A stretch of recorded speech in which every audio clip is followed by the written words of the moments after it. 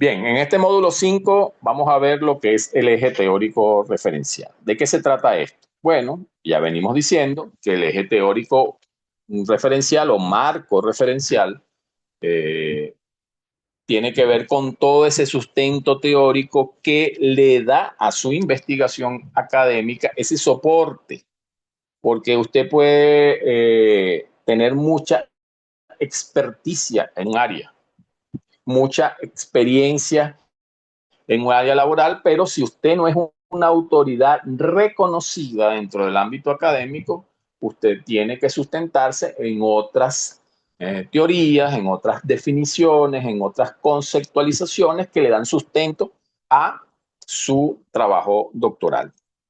Entonces, ahí usted tiene que pasearse.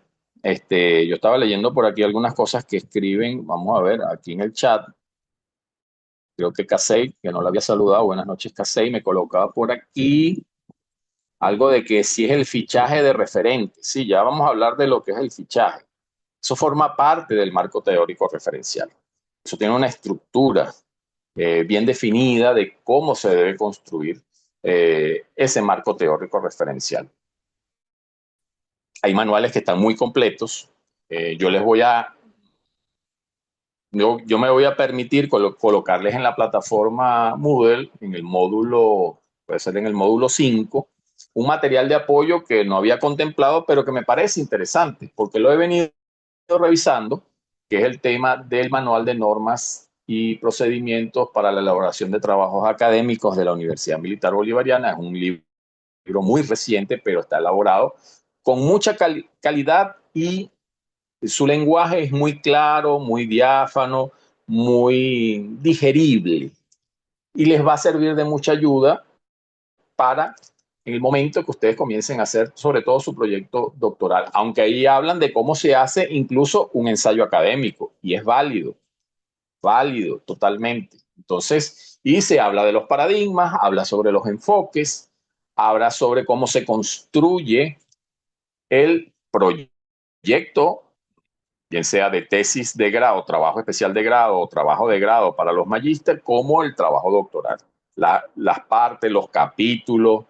El libro está bastante completo, es un libro digital, yo se lo voy a colgar en la plataforma, revísenlo con toda la libertad, ¿ok? Lo pueden adoptar como su guía de referencia a la hora de trabajar académicamente, porque eso no se lo vamos a preguntar cuando usted vaya a defender eh, su proyecto, lo único que le vamos a decir si utiliza ese manual, tiene que utilizarlo en todo el trabajo. No puede usar una mezcla, ¿no? Por aquí UPEL, por allá APA y por acá el manual, no sé, de la Simón Bolívar. No, no. Tiene que ser un solo para que haya uniformidad en el uso de esas normas, en esa guía que usa el estudiante para hacer su trabajo. Se los voy a dejar simplemente como un material de consulta. Asimismo va a estar una pestaña, se lo voy a colocar en el último módulo para que en las vacaciones entre semestres lo revise. Entonces, material de consulta.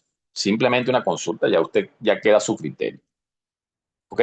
Esta no es la universidad militar, pero repito, conozco a muchos de los que trabajaron en ese proyecto, entre esos está una profesora que trabaja con nosotros aquí, que es nuestra coordinadora de estudios de posgrado, la profesora María Elcira, y ella es una docente que tiene muchísima experiencia en el área de investigación. O sea, que doy fe de que ese trabajo está bien revisado y bien concreto para lo que ustedes van a necesitar. ¿Ok? Entonces, ¿qué funciones cumple ese eje teórico referencial? Entonces, cuando usted, cuando hablamos que llegamos al capítulo 2, es que ya el capítulo 1 está agotado en el sentido de que ya está listo. Ya usted tiene unos propósitos o llámese también objetivos, un objetivo general, unos objetivos específicos, ya tiene unas variables definidas, ¿ok? Por cada uno de esos propósitos y ya usted sabe sobre lo que debe sustentar desde lo teórico. Cuando hablo de sustentar, si usted va, una de sus variables es el poder, usted tiene que investigar sobre todo aquellos autores que en algún momento dado han trabajado el término poder. Si va a trabajar sobre la relación dirigentes-dirigidos, que la mencionábamos hace un momento, bueno, hay unos autores que se definen dentro de esa área del conocimiento. Gramsci, el mismo Foucault, el Che Guevara, dependiendo, por supuesto, de cuál sea su enfoque en ese proyecto de investigación y en esa tesis doctoral. ¿Ok? Entonces, de esos objetivos se derivan las variables y sus variables son las que van a orientar hacia lo que llamamos dentro del ámbito de investigación las unidades discursivas. ¿Cuáles son las unidades discursivas?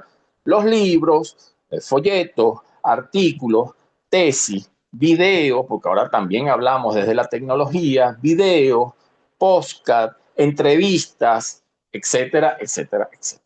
Todo aquello que esté avalado por la comunidad científica. ¿Okay? Hay que tener mucho cuidado, eso lo vamos a hablar más adelante, de cuando seleccionamos esas unidades discursivas que no, por ejemplo, aquellos trabajos que dicen trabajo no publicado. Bueno, sí, puede ser un trabajo que tenga algún reconocimiento, pero no está publicado. Es válido. ¿Ok? Pero hay que tener mucho cuidado, sobre todo cuando vamos a someter nuestra variable a una opinión de alguien que no está reconocido por la comunidad académica o científica. Entonces hay que tener cuidado con eso, pero eso lo vamos a hablar más adelante. Entre esas funciones también está presentar los referentes teóricos. Ahí es donde hablamos de que cada variable tiene unos referentes y que vamos a decir que son autoridades dentro de un área del conocimiento. ¿Ok? Ahí caemos en discusiones que no la van a encontrar aquí en el CESBI. Bueno, no recuerdo haber visto en algún evento de presentación de proyectos de tesis que haya habido alguna discusión en cuanto a posturas, ¿no? Porque entonces que si, no, que eso es una postura eurocentrista, entonces ese autor no está aceptado, no.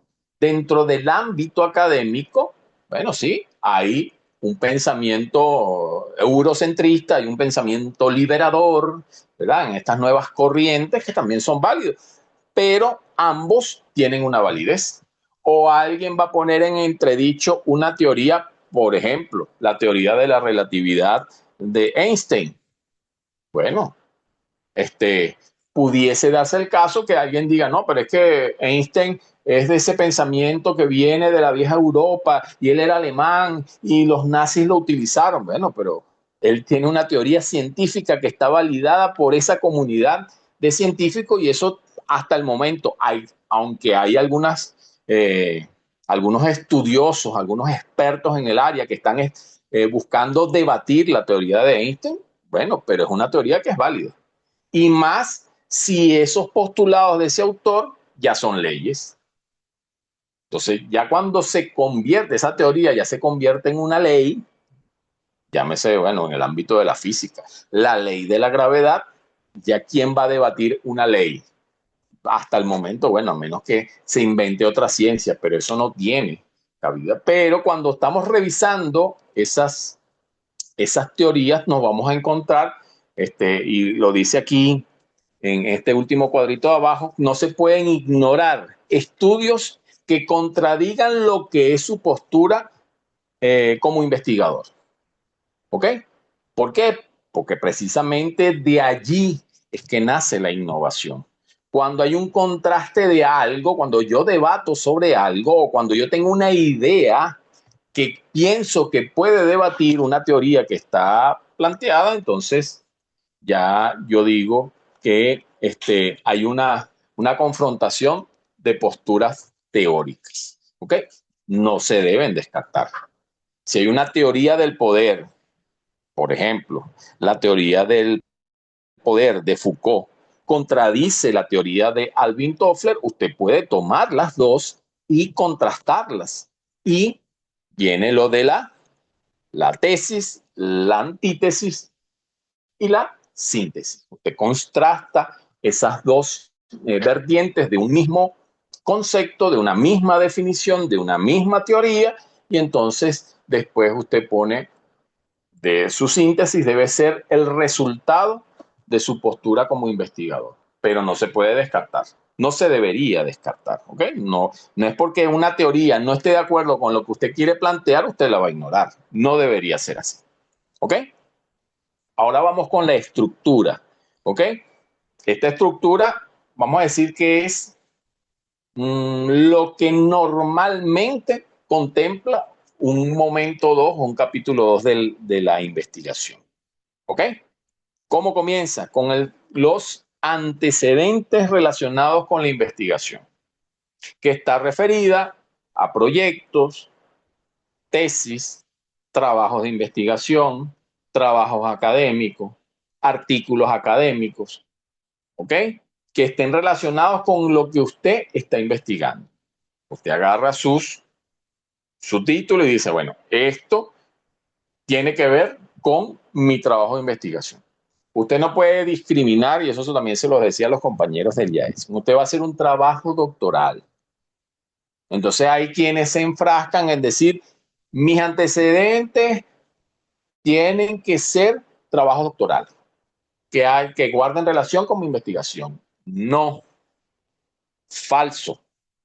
No necesariamente un trabajo que usted vaya a colocar como antecedente, llámese tesis, proyecto, artículo académico, arbitrado, investigación científica, lo que usted haya tomado, no necesariamente tiene que estar en el mismo nivel que usted. Usted puede tomar, si usted está haciendo una tesis doctoral, usted puede tomar como antecedente un trabajo de grado de maestría.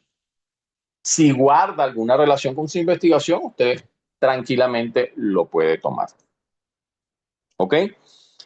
La segunda parte viene con la información documental extraída de las fuentes impresas, audiovisuales y electrónicas que expresen concepciones o enfoques que permitan la construcción de los fundamentos teóricos que sustentan la investigación. ¿Ok? Ya después que usted trabaja los antecedentes, normalmente se trabajan, eso no está taxativamente establecido, es que deben ser tantos internacionales y tantos nacionales, ¿no? Pero la costumbre más o menos son, para el caso de las tesis doctorales, un par de antecedentes internacionales y 3 o 4 antecedentes nacionales. Hablamos de nacionales, de autores de aquí de Venezuela, en el caso que nosotros estamos trabajando aquí en Venezuela. Y cuando habla de internacionales, usted se va a trabajos de otros espacios académicos y del conocimiento fuera del país. ¿Okay?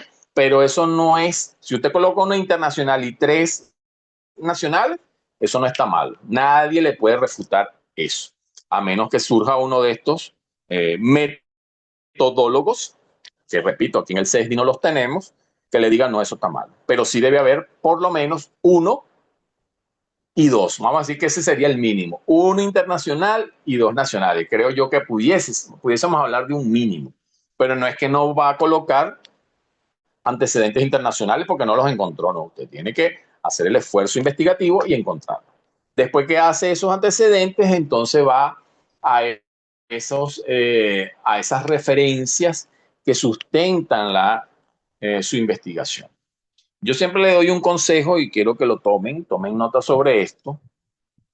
Hay gente que viene y se pone a trabajar en el capítulo 2 y entonces cuando uno revisa el capítulo 2 tiene 80, 85 páginas de capítulo 2 y uno dice, ajá, está muy bien, ha investigado bastante.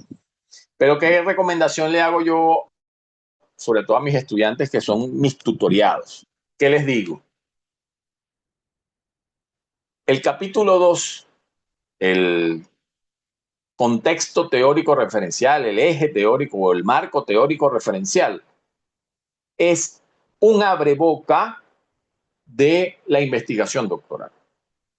¿Por qué? Porque mucha de esa información que usted coloca en ese capítulo 2 también puede servirle para sustentar en algunos aspectos el capítulo 4, los hallazgos de la investigación, porque cuando usted va encontrando sus hallazgos de acuerdo a los instrumentos y las técnicas que vaya a utilizar para llegar a los resultados, usted va a necesitar un sustento teórico que valide ese hallazgo.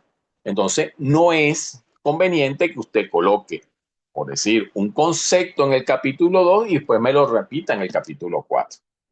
Entonces, ¿qué le digo yo a los estudiantes? Aplique sus técnicas de investigación, vaya encontrando sus hallazgos y lo que le vaya sirviendo que ya colocó en el capítulo 2, bueno, yendo al idioma informático, lo corta y lo pega en el capítulo 4. No va a dejar vacío el capítulo 2, pero tampoco debe ser tan extenso. Debe ser un abreboca, unos conceptos que lo vayan, así como cuando uno va leyendo un libro, una novela, que uno va conociendo así al personaje. Bueno, así pasa con la tesis doctoral. Usted va a ir conociendo sobre el que lee su trabajo, va diciendo, bueno, voy a ir conociendo cuál es la postura de esta investigadora o este investigador en base a esos conceptos que me adentran en el mundo de la investigación en la que él, como autor de ese trabajo, quiso entrar. ¿Okay? No debe ser tan extenso. Yo no lo recomiendo. Tesis de 300 páginas, 400 páginas, ya eso, así sea en el nivel doctoral, a menos que sea un trabajo científico muy especializado, ya eso no se utiliza. ¿Ok? Entonces, tampoco está taxativamente definido, pero un capítulo 2 debe rondar las 40, 50 páginas cuando mucho. Cuando mucho. 30 páginas, 25 páginas, no está mal. Entonces, tomen en consideración eso porque cuando vayan a trabajar su proyecto y sobre todo su tesis doctoral en el proyecto, todavía hay que ser más pragmático en ese tema, porque el proyecto doctoral sí está normado a 40 páginas. Entonces, hay estudiantes que se van a presentar en el proyecto y entonces quieren en la contextualización del objeto de estudio colocar 5 páginas. O sea, desde la introducción a los objetivos, a la justificación, 10 páginas. Y después 25 páginas de capítulo 2. No tiene lógica. ¿Ok? Es preferible hacer una buena contextualización del objeto de estudio, bien sustentada, y en el caso del proyecto sí se habla de que si es un abreboca, ese objeto teórico referencial lleva sus antecedentes, lleva sus referentes teóricos que sustentan la investigación, pero no debe ser muy amplio, no debería pasar de las 15 páginas. Puede ser que son 40 para todo el proyecto, que también lleva la parte metodológica, que también hay que explicar cómo usted va a llegar a los hallazgos en esa investigación. Entonces, no se puede ser tan extenso. Pero en el caso de la tesis doctoral, pues bueno, sí, 25, 30, 40 páginas, creo que es un número razonable. ¿Ok?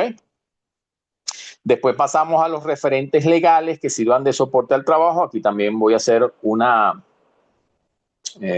acotación, que lo hacía también a los compañeros de la seguridad de la nación. ¿Qué pasa con los referentes legales? Los referentes legales, hay investigadores que en su proyecto y en su tesis los colocan dentro del capítulo 2 aparte. Referentes legales, entonces comienzan a enumerar los artículos y las leyes, todos aparte. Es un método, es una forma de hacerlo, es válido, no voy a decir que no es válido, pero ¿qué pasa?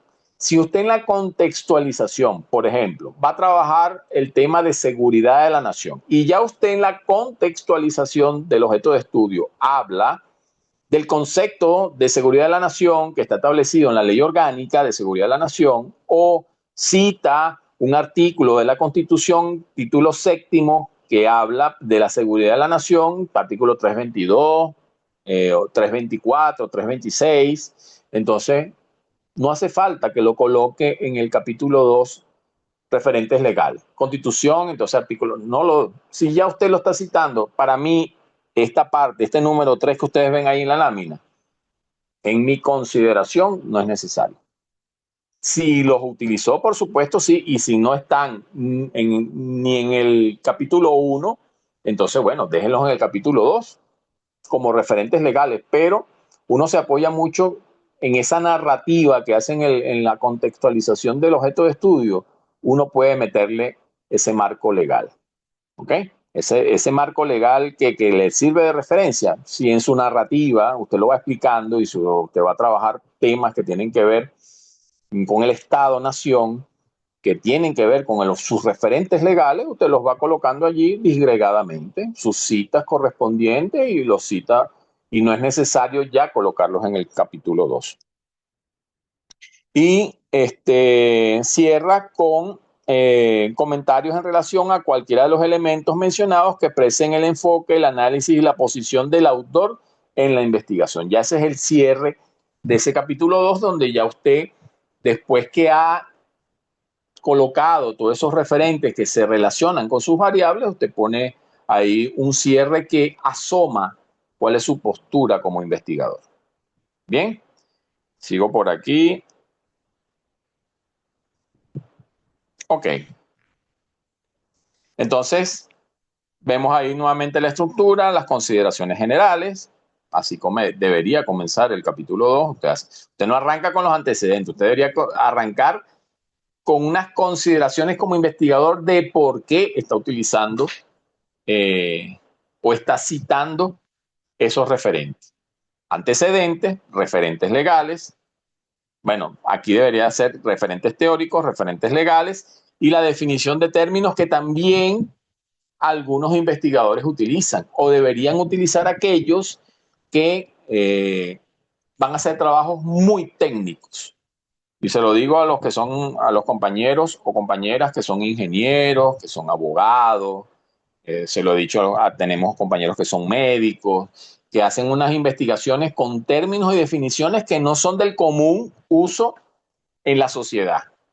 Entonces, sí es necesario hacer un glosario de términos, porque hay unos términos muy técnicos que necesitan una aclaratoria. Entonces, el investigador puede hacerse del uso de un glosario de términos que le van a ayudar a quien lee su trabajo de investigación. Recuerde que su trabajo de investigación doctoral es un aporte al conocimiento. Y ese aporte al conocimiento, a lo mejor quien lo lee no tiene pues el dominio sobre algunos términos que usted va a utilizar durante ese trabajo doctoral. Entonces se remite a un glosario de términos. No es obligatorio, pero sí para aquellos que se van a ir por temas muy técnicos científicos que utilizan algunas definiciones que algunos no conocemos, pues, sobre todo en la parte legal, en la parte, los médicos en la parte forense, anatómica, no sé, ¿ok?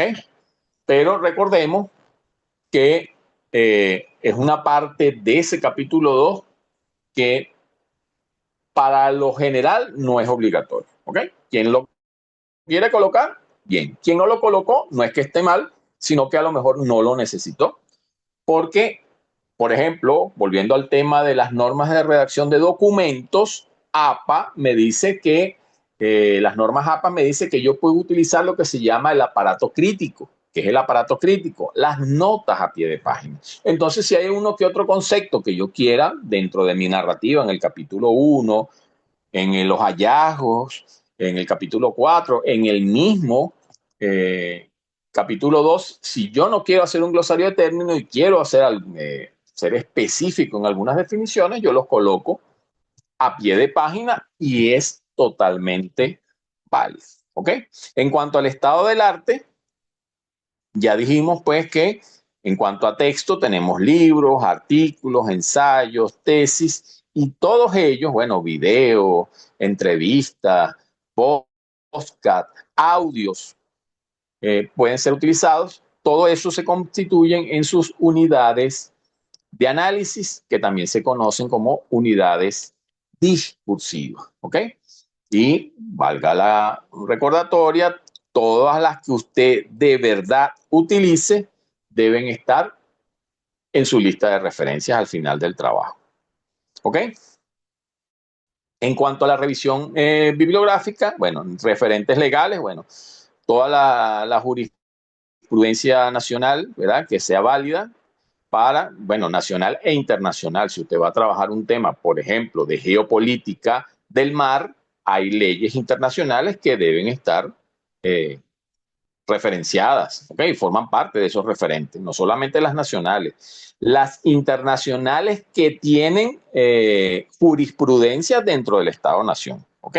Entonces, leyes, normas, reglamentos, directivas, todo eso entra dentro de los referentes legales. En cuanto a antecedentes, bueno, ya mencionado, investigaciones, artículos de revistas arbitradas, entrevistas, tesis, etcétera, etcétera. En cuanto a referentes teóricos, bueno, teorías que sustentan las variables conceptuales, ¿ok? Entonces, todo lo que son textos, libros, conceptos, teorías, leyes, entran dentro de lo que son los referentes teóricos y la definición de términos básicos que normalmente van en él, pueden ser colocados en el glosario de términos, ¿ok? Entonces, aquí tenemos un ejemplo, teorías del poder. Entonces, la definición, la naturaleza, los límites, el equilibrio del poder, la importancia del estudio del poder para la ciencia de dirección. Entonces, más o menos así se ve estructurado. Entonces, si usted tiene 4 propósitos o 4 objetivos, de ellos se derivan unas variables. Entonces, sobre cada una de esas variables, usted hace un abreboca en ese capítulo 2. Si sus variables son Estado, poder, seguridad y ¿cuál sería la otra? Relaciones dirigente-dirigido. Bueno, sobre cada una de ellas se va por esto. ¿Cuál es la definición, clasificación, característica? Todo lo que usted pueda encontrar que usted considere como investigador están allí como un sustento a su investigación. ¿Ok? ¿Ok? En cuanto a los términos básicos, se selecciona aquellos términos que se van a emplear en el estudio, se hace una lista y se definen los mismos. Eso es lo que llaman lo que es en el glosario. Ese glosario de términos debe ir en orden alfabético, por supuesto, y tantos como usted considere necesario que deberían aportar ese trabajo doctoral. Ahora vamos a hablar un poco de las técnicas de investigación documental. Esas técnicas son las que le van a ayudar dentro del proceso de investigación. Usted va a adquirir con la que usted se sienta más cómodo. Hay quienes tienen un alto dominio en el ámbito informático. Yo siempre le digo a los estudiantes, ahorita vamos a ver algunos, el caso del fichaje que mencionaba Casey en los comentarios en el chat. Sí, ahorita se hace un fichaje referencial que viene del arqueo, vamos a llamar al arqueo bibliográfico, pero ya, bueno, yo no conozco a alguien en estas alturas del partido que utilice fichas físicas, o sea, las tarjeticas esas de cartulina que uno usaba, no sé, en los tiempos de María Castaña, ¿no? Entonces uno anotaba a puño y letra la cita y se iba a la biblioteca, agarraba el libro y anotaba. Ya eso gracias a los avances tecnológicos, ha quedado un poco atrás. Me imagino que habrá todavía gente que eh, utilizará esas técnicas, pero ahorita el fichaje es más informático, ¿no? Entonces, su computadora, su lacto, su disco duro externo, arma sus carpeticas y sus subcarpetas y va guardando ahí la información, autores, libros digitales, y entonces uno va eh, haciendo ese arqueo y y va guardando en ese fichero digital, ¿ok? Entonces, eh, la lectura de texto, bueno, por supuesto, lo hemos dicho en un par de clases también, el doctor o doctora, una de sus características principales, los doctores y doctoras de verdad, ¿no? Los PhD, ¿no? No estoy hablando de los doctores que se hacen llamar doctores. Pues lo digo por ejemplo, el caso de mi hermana es médico, pero no es doctora. Ahorita está haciendo un doctorado, pero no es doctora. Pero que, como le dice todo el mundo, doctor. Y usted va a un bufete de abogados y me corrige Mariana Salamanca, que está por aquí, que sé que es abogada. Entonces, doctor. Ah, pero ya hiciste el doctorado. No, entonces no eres doctor. Tú eres. En estos días había un video en una red social donde explicaba un compañero lo que es los términos para un abogado, ¿no? Si ejerce en el ámbito penal, si ejerce en el ámbito, eh, como, ¿cómo le llaman a esto? Eh, el tema del el litigio y todo eso. Entonces, litigantes, jurisprudentes, jueces, el señor lo explicaba muy bien. Pero para los que son doctores de verdad, que estudiaron 4 años o 5 años y leyeron y escribieron, hicieron artículos, que ustedes van a pasar por todo eso. Ustedes van a ser doctores con todas las de la ley, tienen que leer mucho, mucho. Por ahí una compañera de ustedes que se entrevistó conmigo hace unos días me decía que le encantó el libro de Wilber y que no solamente se limitó a leer los 3 capítulos que eran para la asignación, sino que se iba a leer el libro completo. Bueno, felicitaciones. Esa es la actitud de una investigadora, que es la actitud que deben tener todos. Que no me da tiempo, que me pongo a leer en la noche y me da sueño, que en la mañana no me da tiempo. Bueno, busque el tiempo necesario para leer. Y les aseguro que los que no lo tienen van a adquirir el hábito. Y es un hábito que deben mantener incluso después de graduarse de doctoras y de doctores, porque tienen que seguirse actualizando.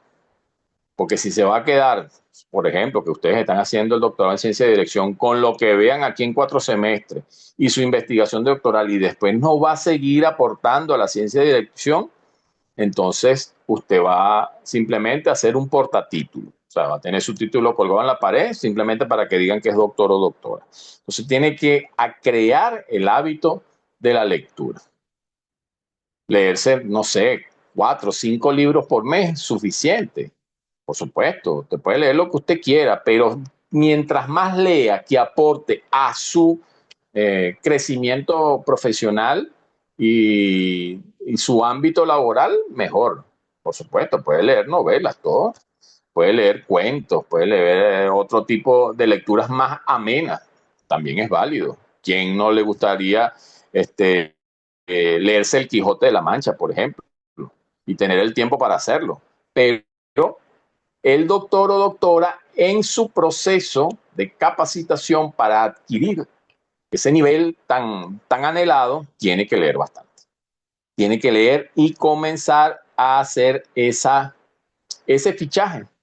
Ese fichaje que, bueno, ya usted verá cuál es la técnica que utiliza, si la arcaica o comienza a dominar la informática y comienza a guardar en esa cajita todo lo que le va a servir para su trabajo doctoral.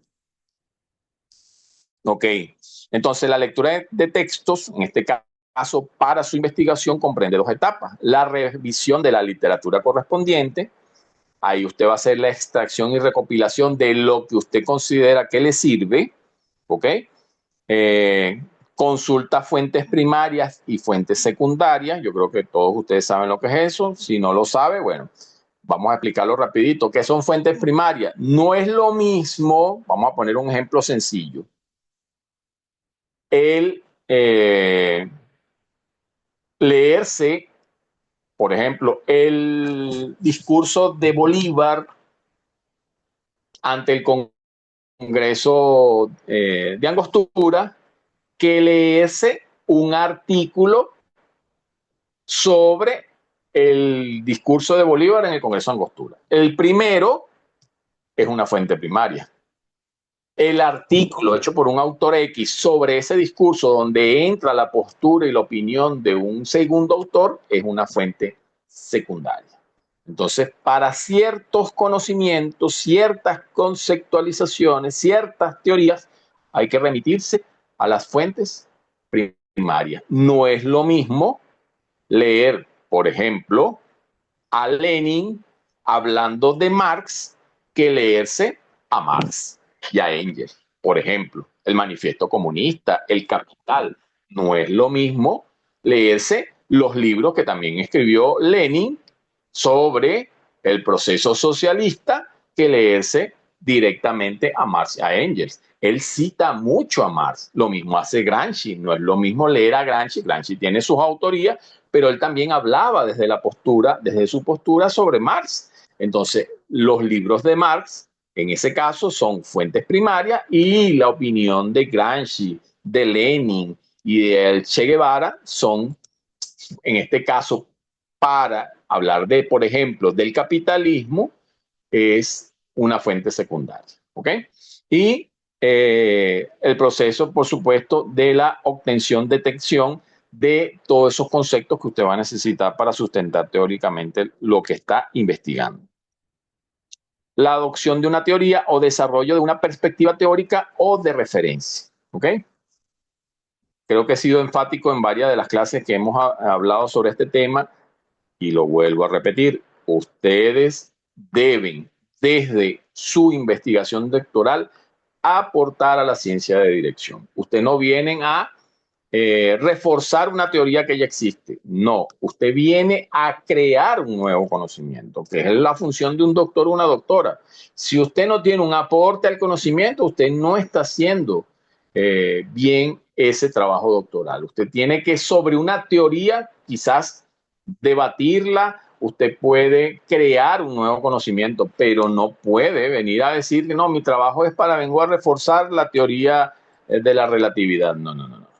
Usted tiene algo nuevo que aportar al conocimiento en la ciencia de dirección y las técnicas de gobierno. Bien, bienvenido. ¿Ok? Entonces siempre ténganlo presente en el nivel en que nos encontramos. ¿Ok? Entonces en estas etapas de la elaboración hay una definición de la teoría en la que usted se sustenta en otros autores y comienza a interrelacionar todos esos conceptos para llegar a una síntesis. ¿Ok? Y la revisión referencial, pues por supuesto contempla pues todo eso que usted durante esa etapa de la investigación, y repito, su etapa de investigación ya debió haber comenzado, porque ya muchos de ustedes tienen no un título definido, pero sí una intención investigativa. Entonces ya usted debe estarse adentrando en esa investigación doctoral y colocando pues todas esas fuentes que después, a lo mejor el mismo Ken Wilber, usted tiene en ese libro algo que va a necesitar en su trabajo de tesis doctoral. Ya usted lo tiene allí, eso es una fuente, eso es una unidad discursiva que usted posteriormente va a volver a revisar cuando esté haciendo su proyecto y su tesis doctoral.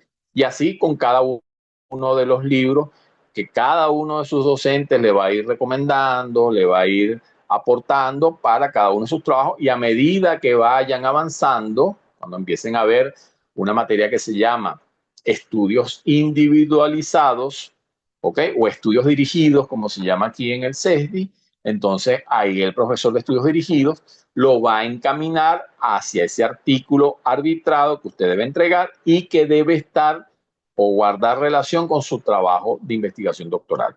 Y va a ir sumando más y más unidades discursivas a esa investigación.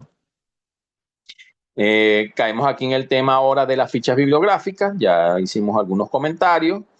Las fichas bibliográficas, dice aquí que eran pequeñas. Yo digo eran, porque yo no, bueno, sí, sí, uno va a las librerías y las consigue. Pequeñas tarjetas de papel que puedes encontrar en las principales papelerías. Sí, esos existen. Pero ¿cuántos de nosotros hacemos eso? Yo en lo particular no lo usé. No lo usé. No estoy diciendo que esté mal, ¿no? Pero bueno, tengo algunas habilidades en el ámbito informático que me ayudaron a armar un fichero digital, sí. Y se los puedo poner a disposición cuando quieran. Ahí están mi fichero digital, doctorado en Defensa Integral de la Nación, semestre 1, semestre 2, semestre, y después de semestre la subcarpeta, materia tal, materia tal, materia tal, y dentro de cada carpeta de materia, libros, trabajos, ensayos, artículos, etcétera, etcétera. Y después de allí a mi trabajo doctoral. Primero al proyecto, por supuesto, y después al trabajo doctoral. Y en el caso del doctorado en ciencia y dirección, que también lo hice por acá, igual. Un fichero digital. ¿Okay? El que quiera usar la ficha puede y tiene la libertad de hacerlo. ¿Okay? Y tenemos el caso de la bibliografía anotada. ¿Ok? Es algo similar a la ficha, pero es, que eso sí lo he utilizado yo, no tanto para las tesis, pero lo he usado mucho para mis artículos académicos que he publicado. Yo comienzo a agarrar un cuaderno, un blog de trabajo y comienzo a anotar y comienzo a extraer cosas de algunos textos que no los tengo en digital y comienzo a extraer información, conceptos, teorías, citas y después las transcribo al ámbito informático. También es válido. El que lo quiera utilizar es válido también. Bien, hasta aquí la presentación de hoy. Vamos a dejar de compartir por acá. Muy bien. Preguntas, dudas. Voy a revisar por aquí el chat. Veo alguna pregunta por acá. Vamos a ver. Dice Mariana, 718, ok, por aquí, de arriba hacia abajo, ok. Dice Casey, les recomiendo el sistema de carpeta de los grupos de Telegram, es muy útil, ok, excelente, también es válido. Gracias, Casey. Es importante. Por supuesto, quienes tengan, que también es válido, quienes tengan teléfonos, lo que llaman ahora teléfonos inteligentes, los que tienen teléfonos brutos no entran dentro de esta recomendación. Pero los que tienen teléfonos inteligentes, dice Casey en el Telegram hay un fichero, bueno, perfecto. Pero el teléfono, nuestros equipos tienen algo que se llama bloc de notas. Yo voy a decir cómo se llama aquí en el iPhone. En el iPhone se llama, que yo anoto muchísimas cosas que me van a servir para después. Aquí se llaman notas, simplemente, notas. Entonces, el, en esas blogs de notas usted puede, de repente, consiga una información que les dé utilidad en alguna red social, tal, un link que lo lleva a un libro digital o a un artículo académico. No quiere perder la información, copia la URL en ese blog de notas y después en el momento que lo necesita, lo revisa. Pero yo recomiendo en lo particular, en el caso de teléfonos, porque a muchos nos ha ocurrido que se nos dañó el teléfono y se perdió toda la información. O me hackearon el teléfono y perdí toda la información. También ocurre. Siempre es bueno tener nuestra información, sobre todo en este ámbito académico, ¿cómo se llamaría? En varios almacenes. ¿Okay? Yo tengo un disco duro portátil, lo mismo que tengo ahí lo tengo en la lacto y periódicamente estoy renovando la información, porque también se puede dañar un disco duro de la computadora, se puede quemar la computadora, o sea, un día usted la va a prender y no quiso prender más nunca. Todas esas cosas ocurren. Y si ocurren 15 días antes de presentar el proyecto o la tesis, bueno, peor todavía. Es también el uso de la nube. Quienes tienen espacio en la nube, suben su información allí, a su mismo correo. Si no tiene nube, menos usted tiene su proyecto ya montado, ya se lo envía usted mismo, se lo envía al tutor, entonces queda un registro allí en Gmail, en Hotmail, en el correo que estén utilizando, y bueno, se me dañó el disco duro, bueno, voy a ir al correo a buscar rápidamente la información. Recomendación, ¿ok? Entonces, repaso por aquí. Compañero Morán, ¿alguna pregunta? Juan, Casey, ¿alguna No, pregunta? fuerte y Gracias. claro toda esa exposición y esa clase que impartió en el día de hoy, de verdad que bastante nutrida y reforzando los conocimientos académicos que hemos. Perfecto, muchas gracias, Juan, muchas gracias. Casey, ¿alguna pregunta? Kisi, ¿alguna pregunta? No, profe, clara la clase, gracias. Sí, Gracias. Casey, profesor, no tengo, por supuesto, me llama un poco la atención el esquema, se mantiene el esquema tradicional de una tesis de grado de maestría o de especialización. Es lo único que es lo que he estado revisando. Tenía otras expectativas, pues, a nivel de lo que es la estructura de una tesis doctoral. Es un simple comentario. Sobre la clase, bueno, excelente, ha sido bastante, primero franco, y las recomendaciones que está dando son las más oportunas, de manera de uno no colapsar en el desarrollo de lo que es la investigación y, por supuesto, de la parte de documentar la tesis. Perfecto. De todas maneras, este primer semestre en seminario, yo he querido darles también un abreboca de lo que es la investigación. En otro semestre sí van a trabajar de lleno la estructura que tiene el proyecto de tesis y la tesis doctoral. Son dos formatos totalmente distintos. Son parecidos, pero son distintos. ¿Okay? Son Entonces, distintos, ok. son distintos. Y dependiendo de cuál sea su tipo de investigación, puede variar, puede tener 5 capítulos o 5 momentos, 6 momentos. Eso es un trabajo que va más de la mano con ese profesor de seminario de tesis doctoral o profesora y su tutor o tutora, que lo van a orientar en ese aspecto. Pero lo que sí está normado y lo pueden revisar en el manual, creo que ya ustedes tienen acceso al manual de trabajos de investigación del CESBI, el tema del proyecto. El proyecto tiene una estructura, son 3 capítulos únicamente. Capítulo 1, la contextualización del objeto de estudio, el objeto de estudio. El capítulo 2, que es el contexto teórico y la metodología de lo que usted va a hacer en su trabajo de investigación doctoral. ¿Ok? Entonces, con respecto al tema de la tesis, bueno, y ahí sí hay unas variables que hay que considerar de acuerdo a cómo vaya a realizar usted su investigación, cómo va a orientar la investigación, pero eso se va a trabajar. Ahorita es un abreboca. El tema del eje teórico referencial es muy importante. Hablar de los enfoques, de los paradigmas, simplemente es un abreboca. Todavía le quedan 3 semestres, 3 seminarios. Seminario 2, seminario 3, seminario de tesis doctoral. Y aparte de eso, hay unas materias que son conexas con seminario de investigación, que es estudios dirigidos 1 y 2, que sería segundo y tercer semestre, y algo que llaman examen doctoral, que también los profesores de investigación deben ayudarlos y orientarlos, ¿no?, en ese tema. Pero creo que la clave está en el cuarto semestre, cuando vean seminario. Ahí sí tienen que agotar al profesor o profesora que les corresponda en esa oportunidad. Si soy yo, bueno, a la orden totalmente. Seminario de tesis doctoral, porque la idea es que usted cuando termine ese semestre ya tenga, repito, un 80-90% de ese proyecto listo, ¿no?, para pulir uno que otro detalle.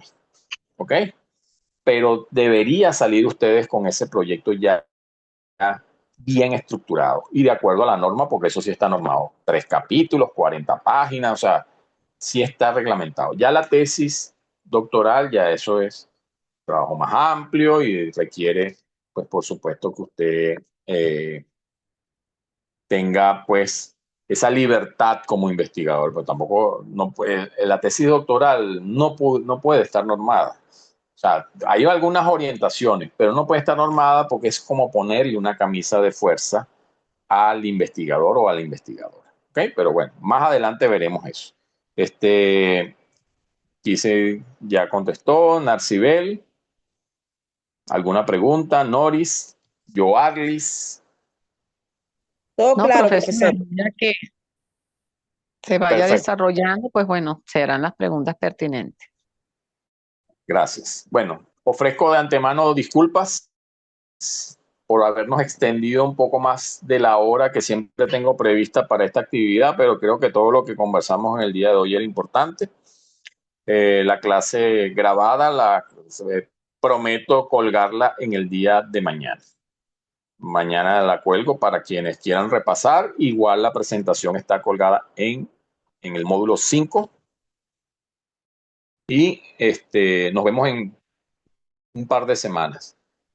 Les recuerdo a los compañeros que tienen pendiente entrega de trabajo, por favor, lo más pronto posible. Y los que ya lo entregaron, pues pasen por el campus virtual a revisar su calificación, que a veces es lo que más les interesa, pero también hay algunos comentarios que les dejé por allí. Muchísimas gracias, muy buenas noches y nos vemos pronto. Saludos. Buenas noches, Hasta profesor. luego, profesor. Buenas noches. Bueno, Muchas doctor. gracias por